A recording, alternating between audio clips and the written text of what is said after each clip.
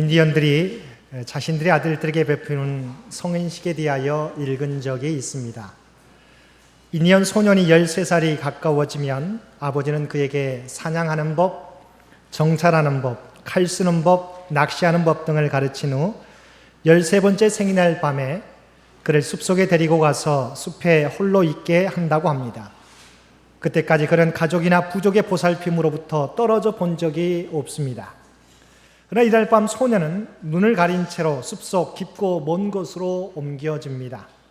부모와의 약속에 의해 일정한 시간이 지난 후 그가 눈가리개를 풀었을 때 소년은 울창하게 우거진 깊고 어두운 숲속 한가운데 있게 됩니다. 소년은 기나긴 밤을 홀로 지새워야 합니다. 소년이 이 성인식을 통과해야 그 부족의 성인으로 인정받게 되기 때문입니다. 나뭇가지가 스산하게 찰싹거릴 때마다 소년은 느닷없이 달려들 맹수들을 떠올립니다.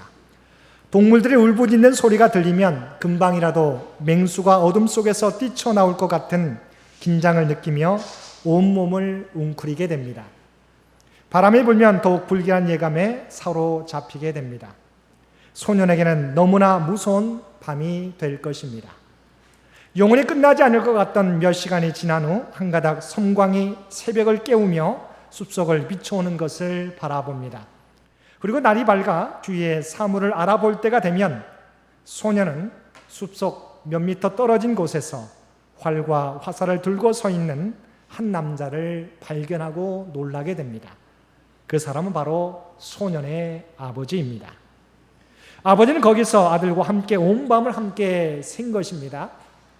소년의 성인식이지만 이 소년을 혼자 내버려 둔 것이 아니라 깨닫지 못하는 사이에 아버지는 그 아들을 지키고 있었던 것입니다.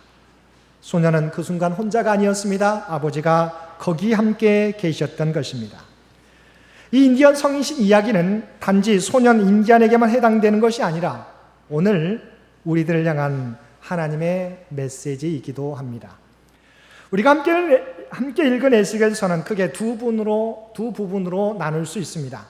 1장에서 32장까지는 이스라엘, 특히 예루살렘 성의 심판과 몰락 과정을 그리고 있습니다. 반면에 이어지는 33장에서 48장의 메시지는 하나님께서 이스라엘을 회복시킬 것이라고 하는 희망의 메시지를 담고 있습니다. 바벨론의 2차 포로로 끌려가 있었던 에스겔은 최종적인 예루살렘 함락의 메시지를 바벨론 포로지에서 듣게 됩니다. 에스겔서 33장 21절 말씀입니다. 우리가 사로잡힌 지 12째 해 10째 달 5째 날에 예루살렘에서부터 도망하여 온 자가 내게 나와 말하기를 그 성이 함락되었다 하였는데, 자신이 바벨론의 2차 포로로 끌려온 지 12년이 되어서, 사실 정확하게는 11년입니다. 예루살렘이 최종 함락되었다는 소식을 그가 포로지에서 듣게 된 것입니다. 그러나 하나님의 메시지는 여기서 그치지 않고 36장 33절 말씀에서 예루살렘 회복의 메시지를 전해주고 있습니다. 주 여호와께서 이같이 말씀하셨느니라. 내가 너희를 모든 죄악에서 정결하게 하는 날에 성읍들에 사람이 거주하게 하며 황폐한 것이 건축되게 할 것인지. 그가 포로의 포로민으로 가 있을 때 그는 그곳에서 예루살렘 성이 완전히 무너지게 되는 안타까운 소식을 듣게 되었습니다. 소망이 사라지게 되었습니다. 그런데 이어지는 말씀은 하나님께서 그 예루살렘 성을 회복시켜 주실 것이라고 하는 희망의 메시지를 전해 주셨다고 하는 것입니다. 바벨론에 의해서 무너진 예루살렘 성이 장차 하나님의 때에 회복되게 될 것이라고 하는 말씀입니다. 그리고 그렇게 회복될 예루살렘 성에 대하여서 여호와 삼마라고 부르게 될 것이라고 성경은 말씀하고 있습니다. 여기서 여호와 삼마라고 하는 이 의미가 무슨 의미일까요? 여호와 삼마의 의미는 여호와께서 거기에 계신다라고 하는 뜻입니다.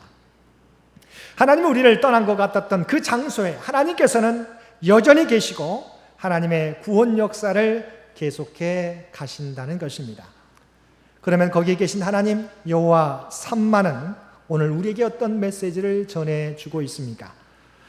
첫 번째, 우리가 믿는 하나님은 과거에도 우리와 함께 하신 하나님이시라고 하는 것입니다. 이스라엘 경험은 가장 어두운 역사의 과거는 무엇이었습니까? 여러분이 잘 알고 있는 것처럼 말할 것도 없이 애굽 땅에서의 종살이와 70년 바벨론 포로 생활일 것입니다. 오늘 본문의 배경은 바로 두 번째 바벨론 포로 생활을 배경으로 하고 있습니다. 하루 이틀도 아닌 70년의 포로 생활을 여러분 한번 상상해 보시길 바랍니다.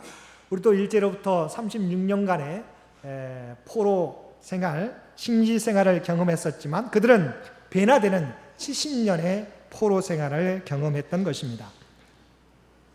그들의 70년의 포로 생활에서 하나님의 놀라우신 은혜로 자유의 몸이 되었을 때 이스라엘은 그 감격을 이렇게 노래하였습니다. 시편 126편 1절 말씀입니다. 여호와께서 시온의 포로를 돌려보내실 때 우리는 꿈꾸는 것 같았도다. 그리고 3절에서 그들은 이렇게 고백합니다. 여호와께서 우리를 위하여 큰 일을 행하셨으니 우리는 기쁘도다. 도저히 기대할 수 없는 가운데서 하나님의 은혜로 구원받게 되었을 때 그들의 기쁨과 감격은 이루 말할 수 없었을 것입니다. 그런데 우리에게도 이러한 놀라운 은혜의 경험이 있다고 하는 것입니다. 그 경험이 무엇입니까? 그것은 바로 우리의 구원 사건입니다. 성경 우리가 구원받기 이전의 삶을 죄의 노예 생활이라고 말씀하고 있습니다. 예수님은 죄를 범하는 자마다 죄의 종이다라고 말씀하셨습니다. 우리는 예수님을 알기 전까지 죄의 종으로 살았습니다. 예수님께서는 이러한 우리를 구원하시기 위해서 십자가에서 우리의 죄를 담당하시고 대속해 주심으로 우리가 죄의 종에서 구원을 받게 된 것입니다. 우리의 구원은 우리 주님께서 죄의 대가를 대신 치러 주심으로 얻게 된 것입니다. 그리스도인의 자유는 예수님이 우리의 죄를 대신 담당하심으로 얻게 된 은혜입니다. 하나님의 백성인 우리가 하나님께 감사해야 될 가장 큰 이유가 바로 여기에 있습니다. 우리의 구원을 위해서 예수님께서 십자가에 죽으신 일, 이 위대한 그분의 사랑과 희생으로 인해서 우리는 옛날 이스라엘 백성들이 노래했던 것처럼 노래할 수 있는 것입니다.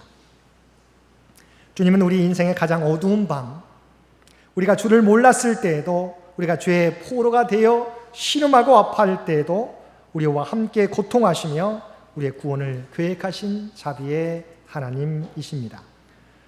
성경은 말씀합니다. 내 백성의 고통을 분명히 보고 그 근심을 알고라고 말씀하고 있습니다.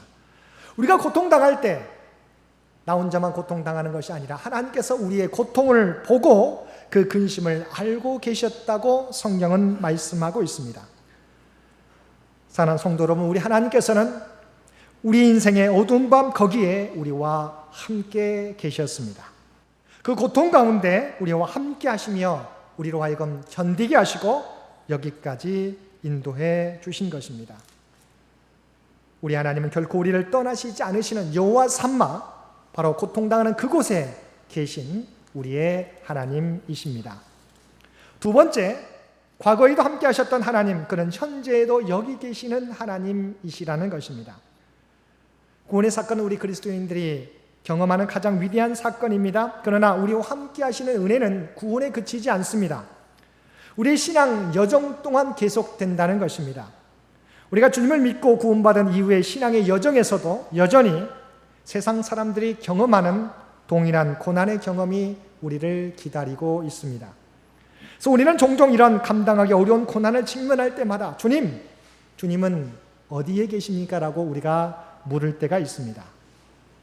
그러나 우리가 이렇게 절망하다가도 마침내 그분의 도움으로 고난의 언덕을 넘었을 때 우리가 주께 공통적으로 드리는 고백이 무엇입니까? 구약 얘기를 들어보겠습니다. 야곱이 형 에서의 분노를 피하여 외삼촌 라반의 집 하란을 향하여 나아갈 때 그는 루스에 이르러 외롭고 지쳐서 그곳에 돌베개를 베고 잠이 들게 되었습니다. 하나님께서 그에게 하늘에서 내려오는 사닥다리의 환상을 보여주었을 때 야곱이 잠에서 깨어 일어나 고백한 내용이 무엇이었습니까? 여호와께서 과연 여기 계시거늘 내가 알지 못하였도다 였습니다. 그렇습니다. 나 혼자라고 생각하는 그 순간에도 우리 하나님은 우리와 함께 계시는 것입니다. 신약에서도 마찬가지입니다. 예수님께서 십자가에서 돌아가셨을 때 모든 희망을 접고 엠마오로 가던 두 제자를 여러분 기억하실 것입니다. 그들은 모든 상황이 끝났다고 판단했습니다. 예수가 우리의 구원이라는 고백은 이제는 과거의 착각일 뿐이라고 하늘을 향해 냉소하고 길을 가던 두 제자 곁에 찾아와 소리 없이 동행하는 분이 계셨습니다. 성경은 이 대목을 어떻게 기록하고 있습니까? 그들의 눈이 가리워져서 그인 줄 알아보지 못하였다라고 말씀하고 있습니다. 주님이 절망하고 엠마오로 내려가는 그들과 함께 동행하셨는데 그들은 그분이 주님이신지 깨닫지 못했다고 하는 것입니다. 그렇습니다. 주님은 절망 속에 걸어가는 제자들 가운데 계셨습니다. 그러나 제자들은 깨닫지 못했습니다. 그들의 눈이 가리워졌었기 때문입니다. 우리도 마찬가지입니다. 주님은 언제나 우리와 함께 계십니다. 그러나 우리가 단지 깨닫지 못할 뿐입니다. 그러면 우리는 이제 우리의 눈을 떠야 될 것입니다. 우리가 절망 가운데 있을 때, 우리가 누군가에게 속아 고통 가운데 있을 때, 우리의 마음도 몸도 지쳐 모든 것을 포기하고 싶을 때, 인생의 들에서 홀로 버림받았다고 느낄 때, 거기에도 우리 주님은 우리와 함께 계시는 것입니다. 지금도 여기에 오늘의 하나님을 향해 내려가는 길 가운데, 엠마오로 가는 엠마오의 길 가운데 주님은 여전히 우리와 함께 하시는 것입니다. 그래서 그의 이름은 변함없이 여호와 삼마라고 우리에게 말씀해 주고 계시는 것입니다. 과거에도 우리와 함께 하셨던 그분은 바로 거기에 지금도 우리와 함께 계시다라고 말씀해 주시는 것입니다. 세 번째, 우리의 과거와 그리고 현재에 계신 하나님은 우리의 미래에도 거기 계시는 하나님이십니다. 에스겔 선지자는 이 에스겔서의 대단원을 마무리하는 마지막 구절에서 회복될 예루살렘 성의 환상을 우리에게 말씀해 주고 있습니다. 여러 가지의 모든 크기와 모든 문들에 대해서 이야기해 주고 있습니다. 지금은 완전히 멸망당한, 깨져버린, 불타 없어진 예루살렘 성이지만 하나님의 때에 예루살렘 성이 이렇게 회복되게 될 것이라고 말씀해 주고 있습니다. 하나님께서는 무너진 예루살렘 성을 다시 회복시켜 주실 것이라고 약속해 주시고 있는 것입니다. 하나님께서는 지금 당장은 우리의 형편이, 또한 우리의 상황이 깨져 있고 무너져 있을지라도 반드시 우리의 삶을, 우리의 꿈을 회복시켜 주실 것을 우리에게 약속해 주시고 있는 것입니다. 그런데 회복될 예루살렘 성의 모습은 단순히 이 땅에서 회복될 예루살렘 성만을 말하는 것이 아니라고 하는 것입니다. 장차 회복될 예루살렘 성은 궁극적으로 우리가 이루게 될 하나님 나라 새 예루살렘 성을 예표하고 있습니다. 그래서 본문의 구절은 요한계시록 21장 1절과 연결됩니다. 또 내가 새 하늘과 새 땅을 보니 처음 하늘과 처음 땅이 없어졌고 바다도 다시 있지 않더라. 또 내가 봄에 거룩한 성 새 예루살렘이 하나님께로부터 하늘에서 내려오니 그 준비한 것이 신부가 남편을 위하여 단장한 것 같더라. 이어지는 3절에서는 이 새 예루살렘 성의 본질을 우리에게 이렇게 설명하고 있습니다. 내가 들으니 보좌에서 큰 음성이 나서 이르되 보라, 하나님의 장막이 사람들과 함께 있음에 하나님이 그들과 함께 계시리니 그들은 하나님의 백성이 되고 하나님은 친히 그들과 함께 계셔서 우리의 모든 눈물을 닦아주시고 이제는 더 이상 눈물도 사망도 애통함도 곡하는 것도 없는 그곳에서 영원토록 우리로 하여금 소하게 하신다는 것입니다. 이처럼 거기에 계신 하나님은, 여호와 삼마는 우리에게 영원한 소망이 되시는 하나님이시라는 것입니다. 그래서 영국의 빅토리아 여왕 시대 목사이면서도 시인이었던 로버트 브라우닝은 최상의 것은 아직 오지 않았다라고 고백했습니다. 지금 우리가 여기가 최상의 것이라고 여길 수 있지만 그러나 최상의 것, 그것은 장차 우리에게 마지막 때에 임하게 될 것을 이야기하고 있는 것입니다. 오래전 미국에서 있었던 일입니다. 13살짜리 소년 라이언 화이트가 수혈하다가 잘못되어서 에이즈에 감염되게 되었습니다. 그런데 이 소년이 이런 난치의 병에 걸리고도 명랑하고 밝게 사는 모습이 매스컴에 보도되면서 라이언은 많은 유명 인사들의 방문을 받게 되었습니다. 당시 대통령이었던 레이건 대통령을 비롯해 현재는 미국 대통령이지만 당시에는 부동산 부자였던 도널드 트럼프도 가수 마이클 잭슨 등도 방문하여 많은 선물을 그 소년에게 주고 갔습니다. 그러다가 한 5년이 지난 어느 날 병세가 악화되어 죽음의 시간이 가까운 것을 안 이 소년의 아버지가 아들에게 이렇게 말했다고 합니다. 아들아, 이제 아빠는 더 이상 너에게 아무것도 해줄 수 없구나. 아빠가 너에게 줄 선물도 없구나. 그러자 라이언은 이런 놀라운 말로 아빠를 오히려 위로했다고 합니다. 아빠, 무슨 소리를 하는 거예요? 아빠와 엄마는 제가 어렸을 때부터 저를 교회에 데리고 가 주셨고 저는 예수님을 저의 구주로 영접했잖아요. 그리고 저는 영생의 선물을 받았고요. 저는 이제 언제든지 천국에 갈 수 있잖아요. 아빠, 어떻게 그보다 더 좋은 선물을 주실 수 있겠어요? 이 소년의 고백은 슬픔에 잠겨 있었던 아빠 엄마에게도 소망을 불러다주는 믿음의 고백이었습니다. 암을 이겨낸 프로골프 스타 폴 에이징어는 1993년 PGA 메이저 대회에서 우승하여서 트로피를 받아 하늘 높이 들어올리는 순간 오른쪽 어깨에 찢어지는 듯한 통증을 느꼈고 조직 검사 결과 암이라는 충격적인 소식을 듣게 되었습니다. 완치가 될 가능성이 전혀 없었던 그는 마음속의 두려움과 절망을 이겨내기가 힘들었습니다. 하지만 크리스천이었던 그는 기도 중에 하나님께서 주시는 평안을 느꼈고 하나님께서 함께 하심을 느꼈습니다. 그 후에 여러 차례 수술과 치료를 통해서 결국 암을 이겨낸 후에 그가 이렇게 고백하였습니다. 무슨 일이 일어날 것인지 하나님께서 말씀해 주신 것도 아니고 암이 다 없어질 것이라고 가르쳐 주신 것도 아니었습니다. 다만 무슨 일이 일어나더라도 하나님께서 나를 사랑으로 돌봐 주실 것이라는 사실을 뼈저리게 느꼈습니다. 암 진단을 받은 지 5년이 지난 지금 제 몸엔 암세포가 하나도 남아있지 않습니다. 우리가 알아야 할 것은 살다가 힘든 일이 닥쳤을 때 무슨 일이 생기더라도 하나님은 항상 나와 함께 하실 것이라는 것입니다. 그리고 다른 사람들에게도 그것을 알려야 합니다. 그는 암이라는 진단을 받은 후에도 받은 후 절망 속에서 모든 것을 포기할 수도 있었을 것입니다.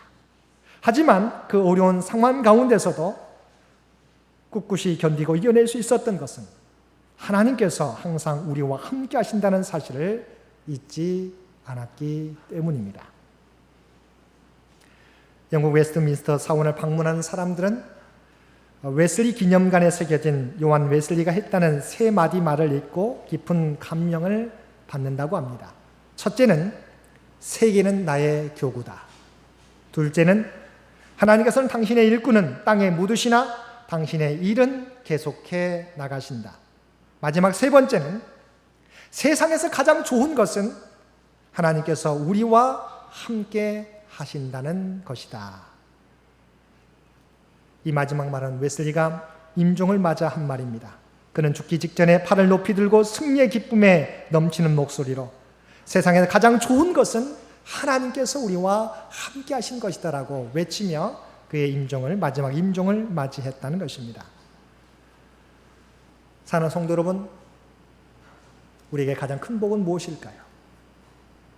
우리에게 건강을 주시고 또는 우리에게 많은 것을 허락해 주시고 우리의 소원들을 이루어 주신 것 귀한 하나님의 은혜일 것입니다. 그러나 가장 큰 선물, 가장 큰 복은 언제나 우리를 떠나시지 않고 내가 혼자라고 여겨진 그 순간에도 하나님 우리와 함께 하시는 복이 가장 큰 은혜요 복이라고 생각됩니다. 여기까지 인도하신 하나님은 앞으로도 요와 삼마로 우리와 언제나 함께해 주실 것입니다. 주님께서는 승천하시면서 우리가 너무도 잘 알고 있는 말씀, 볼지어다 내가 세상 끝날까지 너희와 항상 함께 있을지어다라고 우리에게 약속해 주셨습니다. 십자가를 통해서 우리를 구원해 주셨을 뿐만 아니라 그 순간만이 아니라 세상 끝날까지 우리와 언제나 함께 주시겠다고 약속해 주시고 있는 것입니다. 언제나 우리와 함께 하시는 여호와 삼마의 하나님을 믿고 어떠한 역경과 고난을 만날지라도 이겨내며 우리에게 맡겨주신 사명을 온전히 감당하며 살아가실 수 있는 저와 여러분 모두가 되실 수 있게 되기를 주님의 이름으로 간절히 축원드립니다. 함께 기도드리겠습니다. 사랑하는 충만하신 아버지 하나님, 죽을 수밖에 없는 우리 모두를 주님의 십자가로 구원해 주시고, 또한 내가 혼자라고 여겨지는 그 순간에도 여호와 삼마 그곳에 하나님께서 함께 계신다고 보여주시고 약속해 주시니 진심으로 감사드립니다. 언제나 우리를 떠나시지 않고 우리와 함께 하신 하나님, 그분으로 말미암아 기뻐하며 감사하며 소망 가운데 살아가는 우리 모두가 되게 하여 주옵소서. 우리의 눈에 보이는 것이 전부라고 여기는 저희들 어리석은 자들 되지 않게 도와주시고, 언제나 우리와 함께 하신 하나님으로 말미암아 소망을 주님께 두고 늘 승리하며 살아가는 우리 모두가 되게 하여 주옵소서. 이 모든 간구 우리를 구원하여 주신 예수님의 이름으로 간절히 기도드리옵나이다. 아멘.